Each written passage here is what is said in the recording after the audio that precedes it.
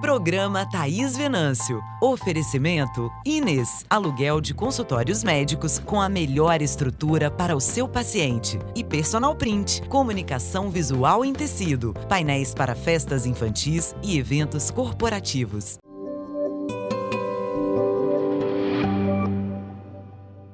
Hoje o nosso assunto é sobre a violência doméstica. Você conhece algum caso? Já denunciou? Nós vamos falar sobre este assunto aqui, na TV Ambiental, canal 525, a TV que te reconecta.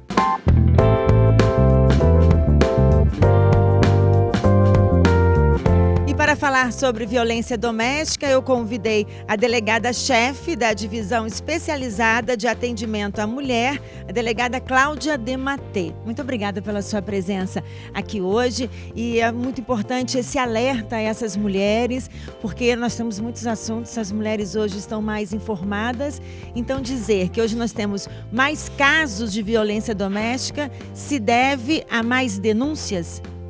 Thaís, primeiramente eu que agradeço o convite, em nome da Polícia Civil, da nossa Divisão Especializada de Atendimento à Mulher, que é sempre muito importante estarmos discutindo esse tema.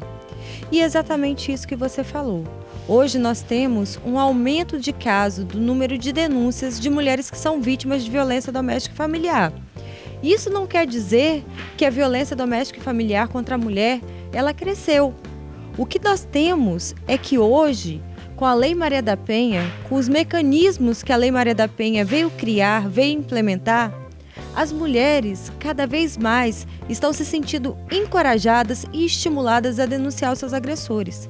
Infelizmente, Thaís, a violência doméstica e familiar contra a mulher, ela sempre existiu na nossa sociedade.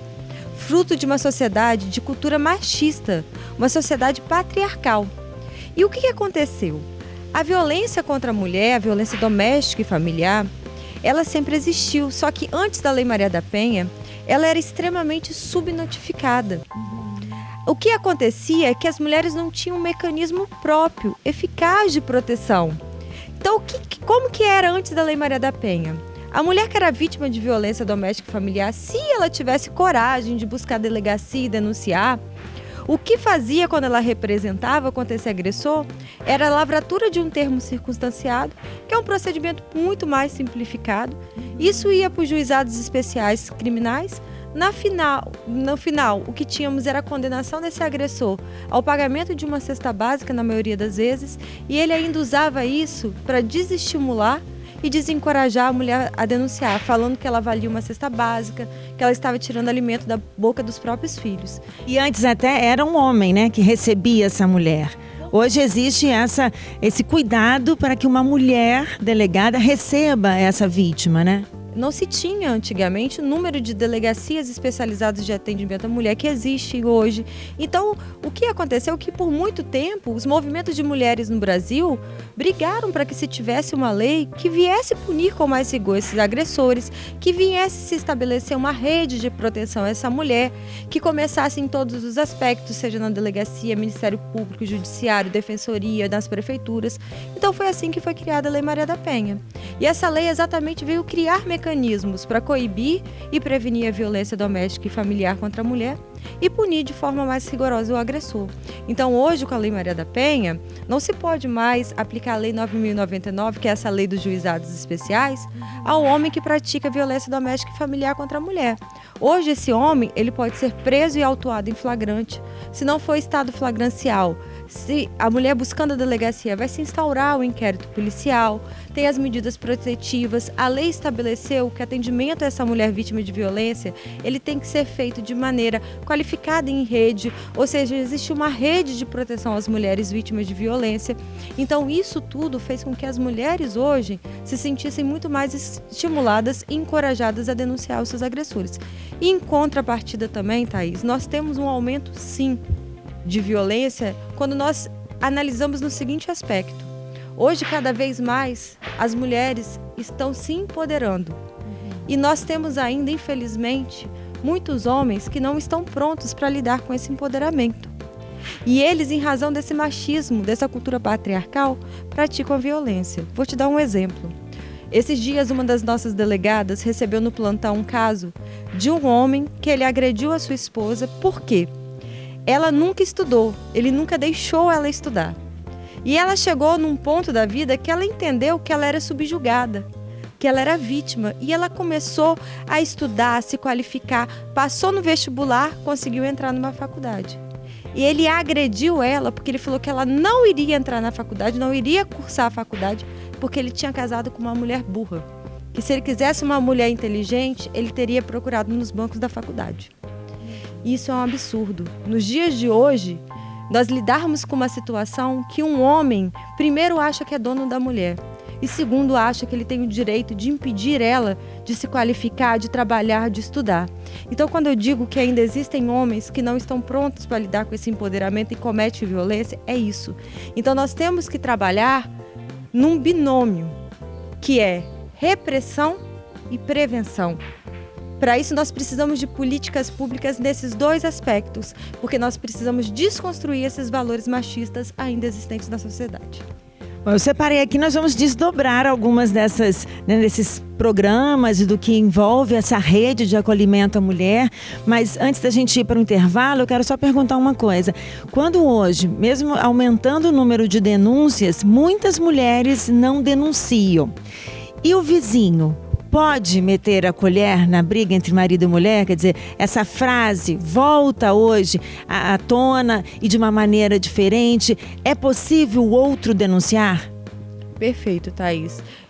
Para começar, infelizmente, ainda assim, com esse número de denúncias que vem crescendo, nós sabemos que várias mulheres ainda hoje sofrem caladas. Isso se deve à vergonha, ao medo de serem julgadas pela família, pelos amigos, pelos vizinhos, a questão de pensar em ter uma dependência econômica, questão de filhos, terem vínculo afetivo. Mas o que nós orientamos é que isso não pode acontecer. A mulher tem que denunciar desde a primeira violência sofrida, e não só a mulher. Aquele antigo ditado que em briga de marido não se mete a colher está completamente errado. Isso hoje foi completamente superado. Em briga de marido e mulher, se mete a colher sim. E além disso, a violência contra a mulher é questão de ordem e segurança pública. A lei vem expressamente dizer isso. Então, se uma pessoa, ela testemunhou um caso desse, está ouvindo que uma mulher está sendo agredida, está pedindo socorro, e por vezes ali nem a própria vítima tem condições, ela está sendo agredida naquele momento, um vizinho pode acionar a polícia militar por meio do 190 e esse agressor vai ser preso e autuado em flagrante, porque assim a lei o determina. Então, nós temos que mudar essa cultura, nós temos que desconstruir esses valores machistas existentes na nossa sociedade, porque só aí nós vamos falar sim de uma sociedade com igualdade de fato. Eu vou para um rápido intervalo, eu volto já conversando com a doutora Cláudia. Você pode me seguir nas redes sociais, acompanhar tudo que está acontecendo nas redes sociais da TV Ambiental também, que agora nós estamos em HD, no canal 525. Eu volto já. Você procura consultório médico para alugar? No Instituto de Neurociência do Espírito Santo, temos salas de alto padrão, secretárias e infraestrutura completa. O INES é uma clínica médica que está aberta a atender várias especialidades.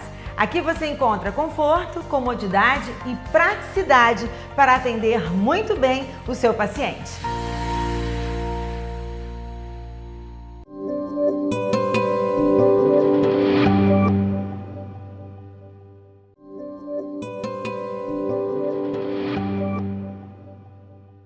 Hoje estou conversando com a delegada-chefe da Divisão Especializada de Atendimento à Mulher, Cláudia Dematê.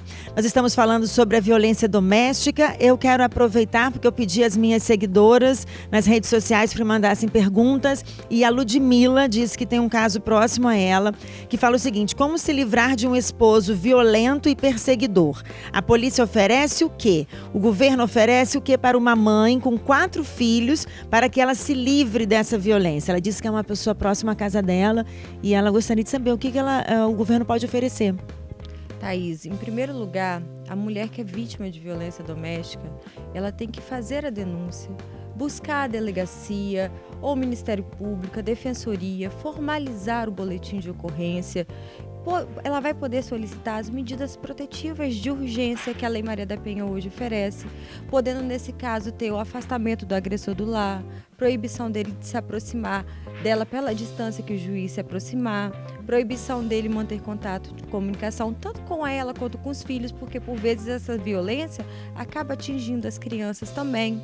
Além disso, nós temos aqui no estado uma casa-abrigo, que é uma casa, exatamente, ela fica num local sigiloso, que é uma casa onde essas mulheres vítimas de violência, elas podem ser encaminhadas até, de alguma forma, esse perigo iminente cessar e elas poderem, por vezes, tem mulheres que optam por ir para a casa de parente fora do estado. Então, há uma análise toda cautelosa feita do qual é a melhor forma desta mulher ter a segurança de volta.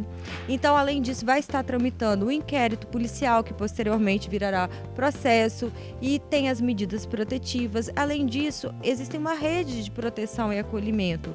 Essa rede, ela funciona com a delegacia, com a defensoria pública, que também tem uma defensoria, uma parte da defensoria que ela é específica para o atendimento das mulheres vítimas. Então, por meio da defensoria, a mulher, por vezes, vai estar dando andamento na questão de alimentos, da ação de separação, de divórcio, né? Então, existem todos esses mecanismos de proteção, também junto ao Ministério Público, Judiciário, as prefeituras também, às vezes por meio do CRAS, do CREAS, por meio do atendimento psicossocial que as prefeituras oferecem também, vai estar dando um acolhimento à mulher, porque por vezes essa mulher precisa passar por esse acolhimento psicossocial. Isso que eu queria entender, como é que funciona esse acolhimento, né? Porque essa mulher que denuncia, consegue a medida protetiva, ela volta para essa casa, né? Ela volta para esse ambiente. Quer dizer, esse agressor pode estar por perto, por mais que tenha medida, ele pode se aproximar. Infelizmente, nós vemos casos assim. E esses filhos também, que acolhimento eles recebem? Eles são levados para algum lugar? Foi o que eu te expliquei, vai depender do caso concreto, porque vai ser oferecido para a vítima essas possibilidades. Possibilidade de ser encaminhada para casa-abrigo.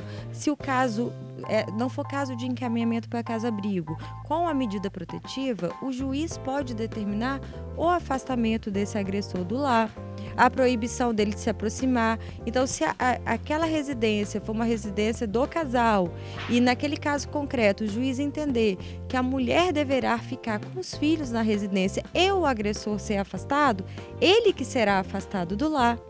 Então, isso vai depender, lógico, né, Thaís, da análise concreta de cada caso.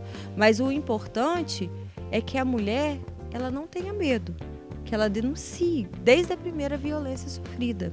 Porque existe todas essas portas de entrada que a gente está falando, e aí, lógico, que em cada caso concreto vai ser feita a análise de qual é a melhor medida para aquela mulher, para aquela família, conforme a situação.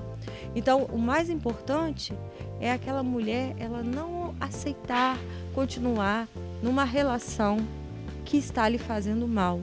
Uma relação violenta, uma relação de posse, de agressividade. Isso não é amor. Quem ama, né, Thaís? A gente tem que deixar claro isso.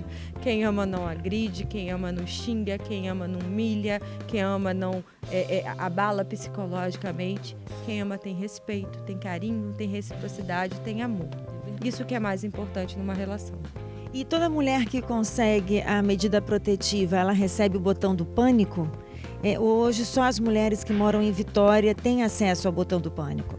O botão do pânico, ele existe no município de Vitória, né? É uma iniciativa da Prefeitura de Vitória, junto com o Tribunal de Justiça, e essas mulheres vítimas no município de Vitória, conforme a análise da juíza, a doutora Brunella, da Vara de Violência Doméstica, vai analisar o caso concreto e aí sim pode receber o botão do pânico. É um mecanismo muito bacana, porque o botão do pânico, ele funciona com o apoio da Guarda Municipal de Vitória. Então, essa mulher vítima, se, por exemplo, ela tem uma medida protetiva, né? E proíbe esse agressor de se aproximar dela. E esse agressor, mesmo com a ordem judicial, insiste em descumprir, ela pode acionar o botão do pânico. No mesmo momento, a Guarda Municipal de Vitória vai ser avisada, vai mostrar o local que ela se encontra, vai abrir o áudio daquela conversa e exatamente para possibilitar que a guarda rapidamente se desloque e possa prender em flagrante esse agressor. Porque hoje nós temos que lembrar, Thaís, que o descumprimento de medida protetiva agora é crime. O ano passado teve uma alteração na Lei Maria da Penha e agora o agressor que, cientificado de uma medida protetiva, de uma ordem judicial, que determine que ele fique, né, proibido de se afastar de se aproximar daquela vítima, fique afastado do lar, e ele insiste em descumprir, ele vai poder ser preso e autuado em flagrante pelo crime de descumprimento de medida protetiva, e a lei veio determinar que, inclusive, esse crime de descumprimento de medida protetiva é inafiançável na esfera policial. E qual a chance de levar esse botão do pânico para outros municípios aqui do Espírito Santo? Aí isso depende da iniciativa de cada prefeitura, né? E que analise e que possa ter essas boas práticas. Existem vários tipos de controle, às vezes até por meio de tornozeleira. Então são várias ações que exatamente visam cada vez mais coibir e dificultar e fiscalizar a ação de um homem agressor que insiste em praticar violência contra a mulher. Pois é, fica aqui até um alerta, né, para as outras prefeituras que possam buscar essa informação e implementar, né, esse botão do pânico nas suas cidades. Eu vou para um rápido intervalo, volto já já. Na volta eu quero falar sobre o perfil desse agressor, né? Eu acho que é importante a gente conhecer um pouco desse dia a dia, o que ele fala, né, como as pessoas podem ter atenção para não se aproximar de uma pessoa violenta. Tem muita conversa ainda com a doutora Cláudia. Eu volto já já, não saia daí. Você procura consultório médico para alugar? No Instituto de Neurociência do Espírito Santo, temos salas de alto padrão, secretárias e infraestrutura completa. O INES é uma clínica médica que está aberta a atender várias especialidades. Aqui você encontra conforto, comodidade e praticidade para atender muito bem o seu paciente.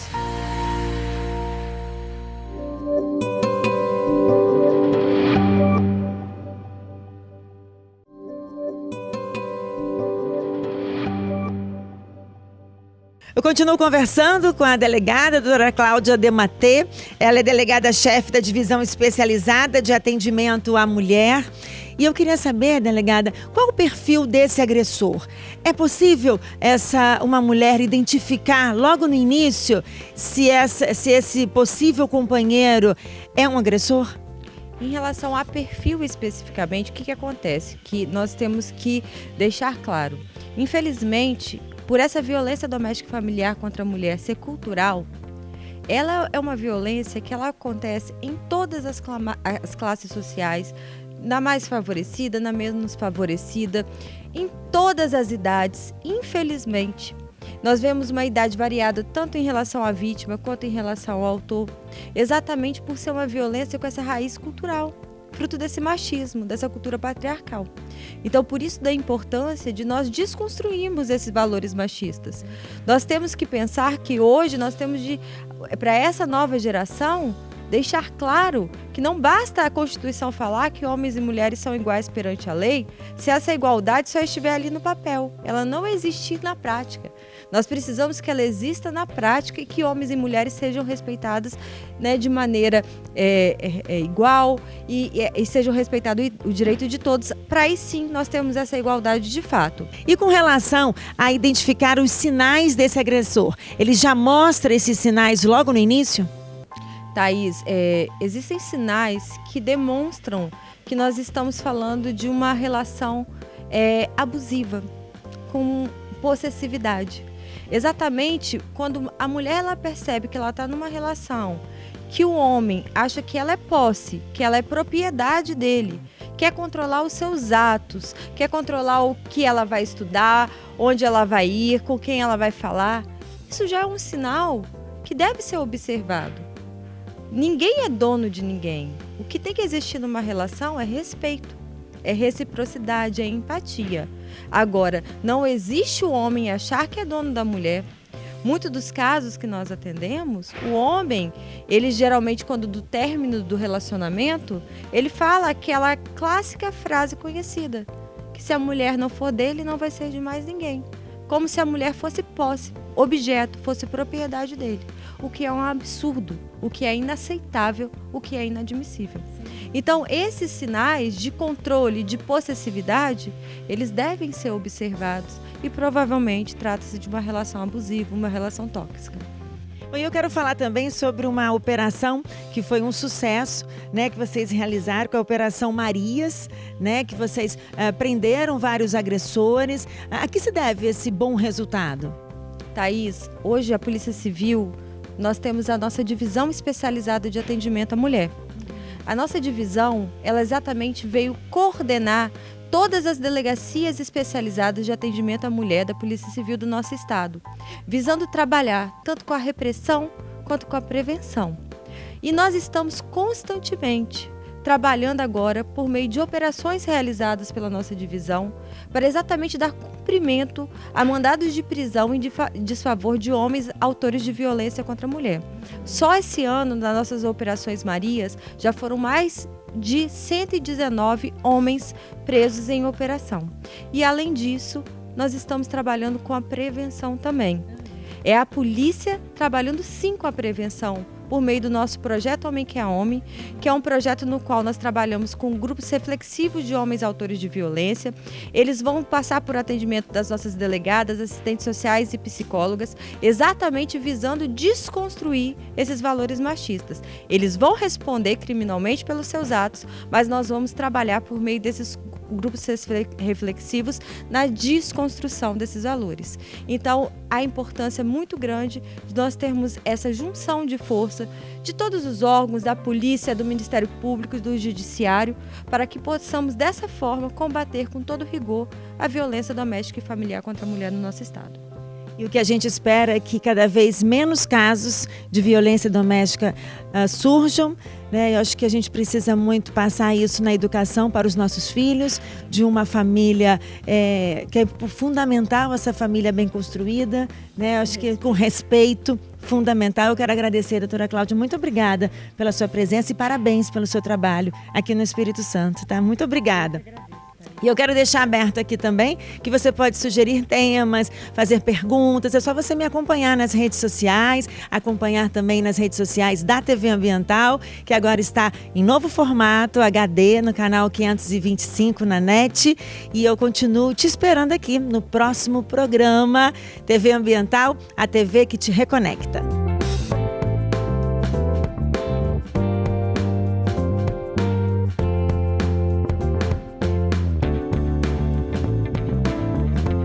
Programa Thaís Venâncio. Oferecimento Inês. Aluguel de consultórios médicos com a melhor estrutura para o seu paciente. E Personal Print. Comunicação visual em tecido. Painéis para festas infantis e eventos corporativos.